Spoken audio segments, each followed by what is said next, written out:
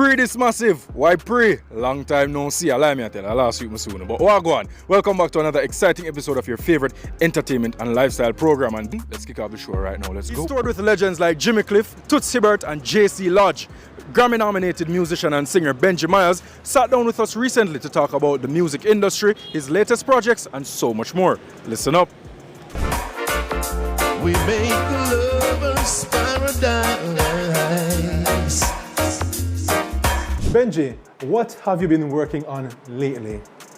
Several things. We were able to release an EP album. The length of time, we describe it as an album. Track numbering would more be like a CD, because you know they changed that up in the qualification process. So that came out 2021, Rootsy Rhapsody. And I think it's a very good album. People should still check it out. We have a video which I brought to share with you on Pree Dis. Unforgettable Dream. I did over also a song from the Barcase, Unforgettable Dream.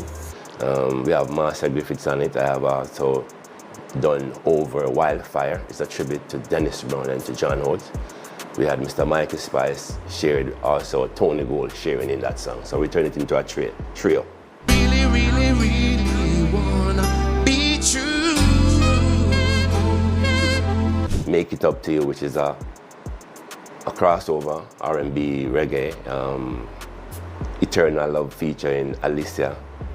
I'd Like to Have You featuring Joanna Marie. So it's a compilation of love songs and featuring other artists too. So I get to feature my friends and share recordings with them on that project, Rootsy Rhapsody. That was released 2021. Now we're about to release my instrumental all-star jazz compilation. It's called the Jamaica Jazz Masters. It features musicians from all over the world. We have a saxophonist from Nigeria. We have a pianist from Trinidad. We have saxophonists from Canada, saxophonists from Jamaica, saxophonists from America.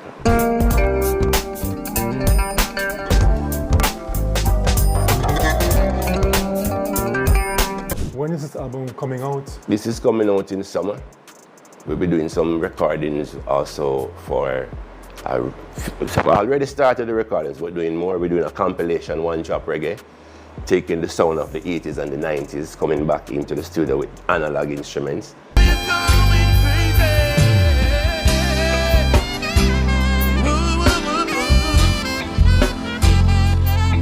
What's your thoughts about the current live music scene in Jamaica? Do you think we need more live shows to highlight and enhance the talents of musicians? Yes. First, we have to have the product that requires live music to play it. If you're doing drum machine music, sequencing and loop, there's no need to bring a band to play that. So we are kind of shooting ourselves to two as well, because why not make music with the instruments? Let's bring back the strings and let's bring back the horns, and so we can bring out the full band. But now it's just one person in the studio looping. So when you come to play live, they're using stems, they're using the tracks from the studios. So we have to go back and start to create music from that perspective so we can include those instrumentations when we come live. You know, so the music is struggling because people are looking at the commercial benefits of the music, or choosing the hard and tough road, which is to play the music and suffer the consequences. We know that road very well. You know, people say, you're not out there doing things. That's because the things I'm doing don't fit out there. So you have to wait and market it and set it until the big circle is made. 360 is always there to come back. It's coming back, we don't doubt that.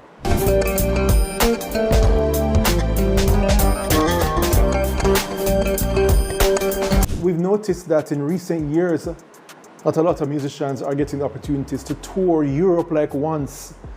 What do you think has caused this, and what would be your suggestion for more musicians to be incorporated in playing at that festivals level overseas and shows? Yeah.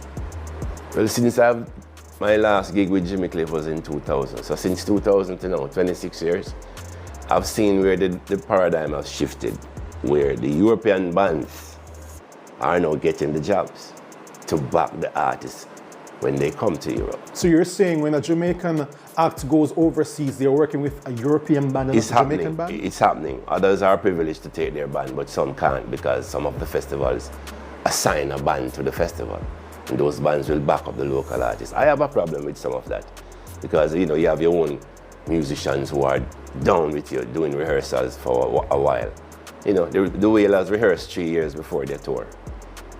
I'm rehearsing right now to go out there, and it's going to be difficult for somebody to hire me and I have to leave that keyboard player that has been practicing all the parts and know the flow, because apart from the music, there's chemistry.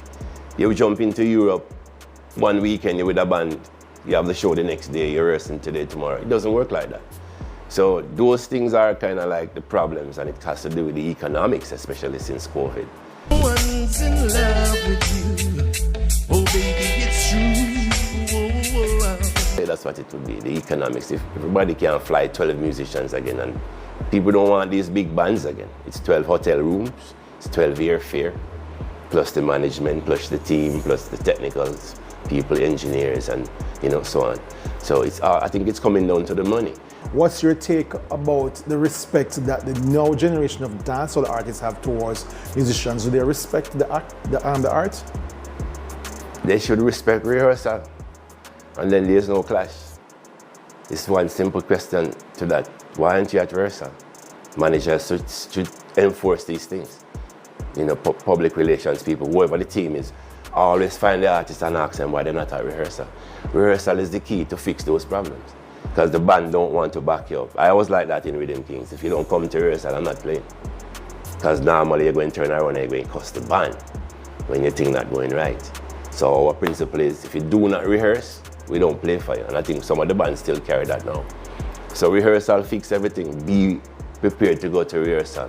Be prepared when you come to rehearsal, know what you want. Don't go into rehearsal trying to find parts to play and telling musicians to try this and try that. Work your thing out. Everybody needs to have a musical person in their life, have a musical director or somebody help you. Pre-rehearse your rehearsal and record it. So when you go to rehearsal, you have a reference to use for the musicians to learn.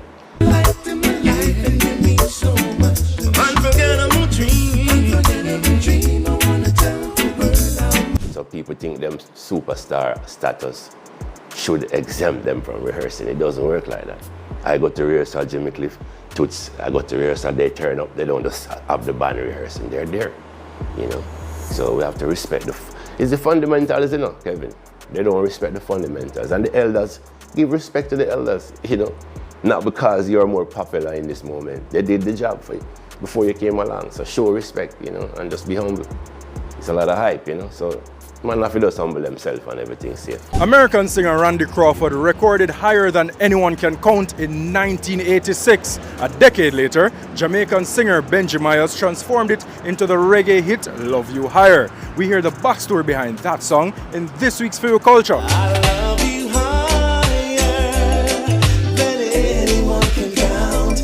No way. What was the reason for covering this Randy Crawford hit song?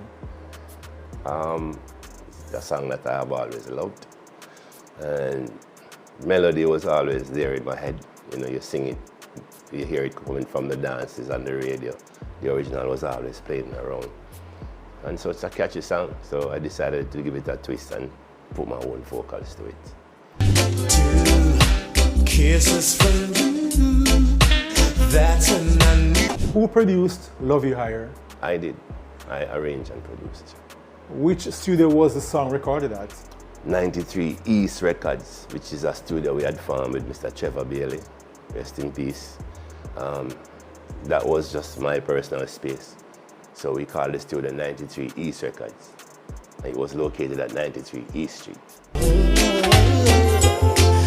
you feeling what I'm feeling? That song was mixed 1 year before it was released.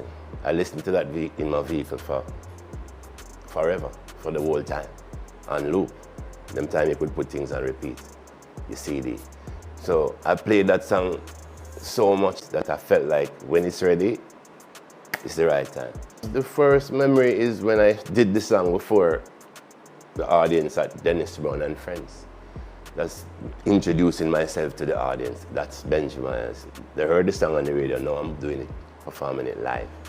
So that was a memorable time, and performing the song also with Randy Crawford at the Prime Minister's Gala the year 2000 at Jamaica House. That's a memorable performance. So we turned it into a duet that was set up by the PM office.